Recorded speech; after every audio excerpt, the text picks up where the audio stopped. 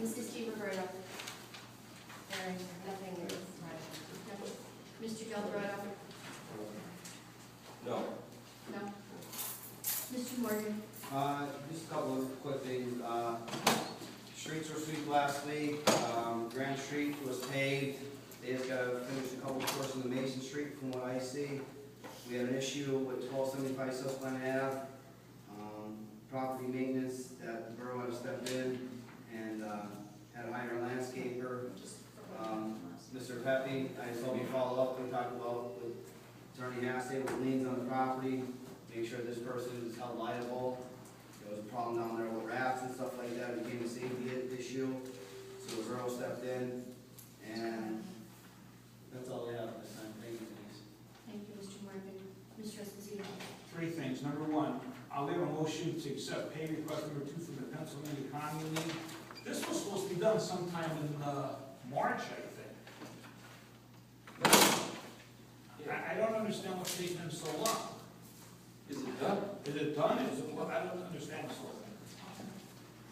So I'd rather table that until we find out exactly what's going on. We paid all this money and nothing's being done. Could you approve the motion, because what happens is we have to send for them. I won't release this check. No one needs to check that. I'll go along with that. But then we have to put in for our disbursement. Number 2, Mrs. Boro, Mr. Delgado, we have to get together about the budget. Like, sit down. I don't know, maybe tomorrow night or next Wednesday or Thursday. Get the numbers. All right. Number 3, I see on the motion we're trying to pay request for Savage Construction for the Grand Street Sanitary. I believe he's almost done with that, or he's done with it completely.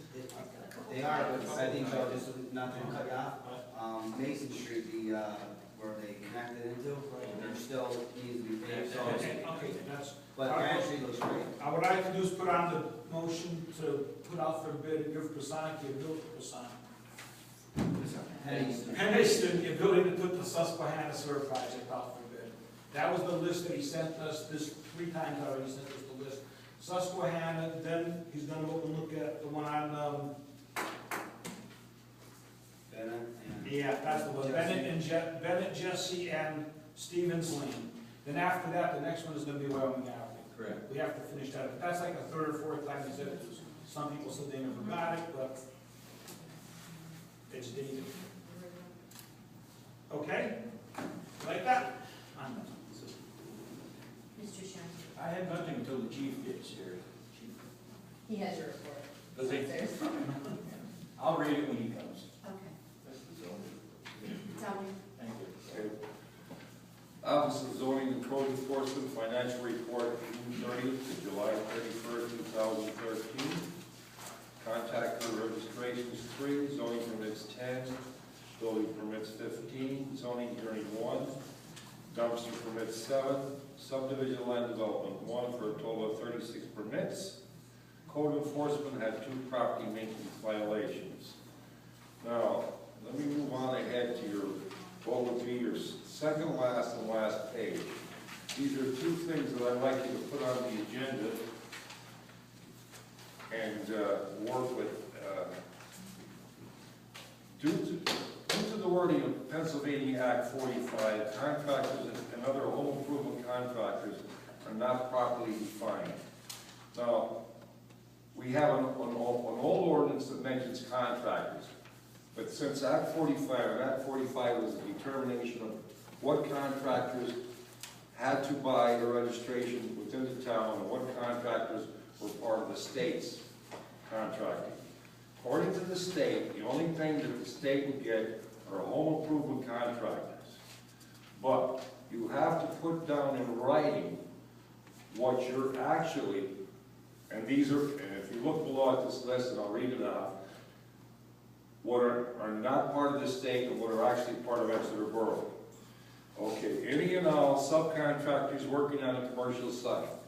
Now, I know a lot about this Act 45 because I went to 2 seminars because I want to make sure that we're picking, when we weren't picking and choosing, we knew exactly what the law was.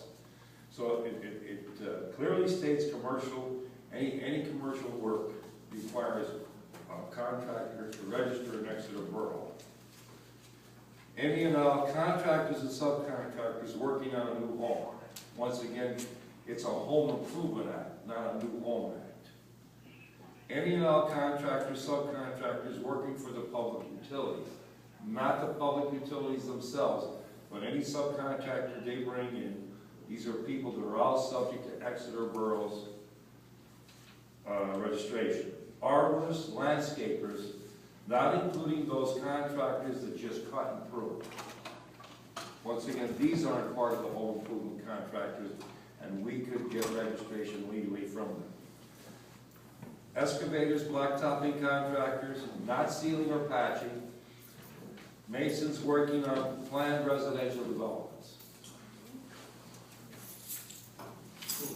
So that's something we have to look at. We have to write it down. So when a contractor comes in here and tells me, because they don't understand Act 45, and they tell me, you show me in your ordinance where it says I have to buy this registration, why I'm subject to this registration. And no matter how you try to explain Act 45, we still have to come out and, Ray, this might be something for you to work on, Attorney Hassey, to clarify this. Maybe you can actually use this for a list to make the ordinance. If council wants me to update that, what section of our code is it then? I'm not really sure what the original code is. It's in the old code. It's in the old zoning ordinance or the old? It's in the old zoning ordinance. They call contractors, but they don't, because back then we were able to get everybody as a contractor to walk into Exeter. That's not the case now. Is it a new one? No, The definition. we don't have a new ordinance, do we? We have a new zoning. Right. We don't have a new Right. borough ordinance. Borough, Right. oh, the borough. What I'll do, Ray, I'll track down the ordinance that shows the old reference. I'll fax you that page, and I'll fax you this page with my suggestions. And actually, it's got to be something, of course, council recognizes and approves. Now, another thing we'd like to do, reference, cutting of grass and weeds along side streets and alleys. Right now, we have our overworked crew actually cutting in alleys. These are adjacent to properties. It's actually coming from their property or just the other side of their fence, where these people have to come in and clean out the alleys and everything. Now, if you look at the next page, this is a page from West Princeton's ordinance. And the part here that's very important is street side alley adjacent to the same between the property line and the curb or middle of the alley for 10 feet outside the property line. Now, we don't have to be that strict as far as going 10 feet in the alley, but at least everything to the pavement should belong, anybody's property that was there should belong to them to cut. This is something we could actually use to put into our ordinance. Because As part of the property maintenance or just standalone, Dominic? as far as property maintenance. So under the property maintenance ordinance, Right. under subsection? In other words, in the property maintenance, it stipulates the grass situation, when it should be cut and everything, but it doesn't tell you where. Well, why don't we stick with the 10 feet? How is We do. it, it's hard to justify where the pavement starts. If that's what you'd like to do, that's fine. Well, it could be, you know, up to 10 feet, or what did you say first, up to 10 feet? What it actually read off into the West Pittston Borough ordinance was the middle of the alley. Middle of the alley up to 10 feet, like Joe just said. Yeah, it was the middle of the alley.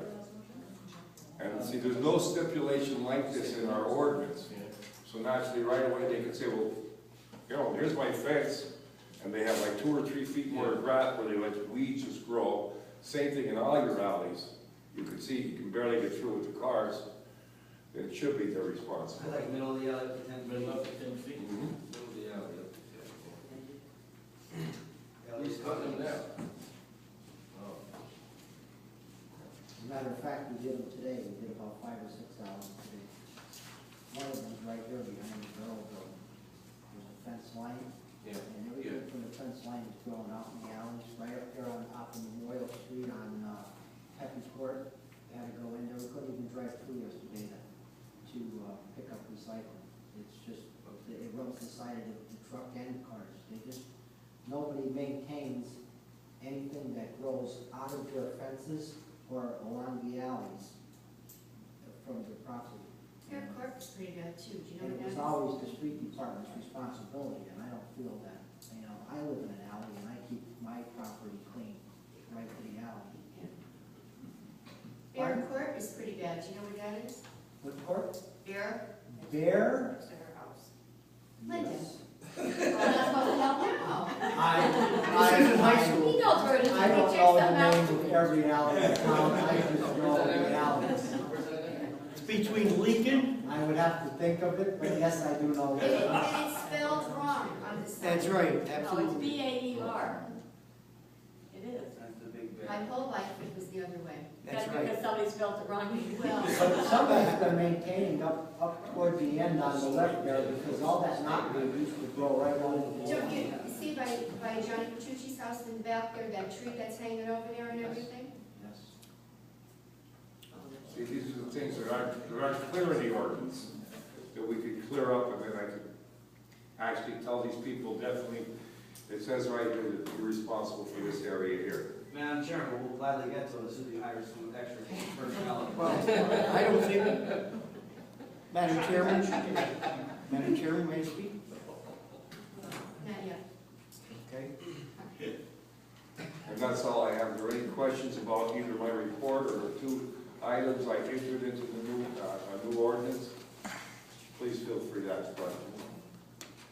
Attorney Cassidy, look into that order. Yeah, I'm actually preparing motions for the meeting. Linda? Oh, my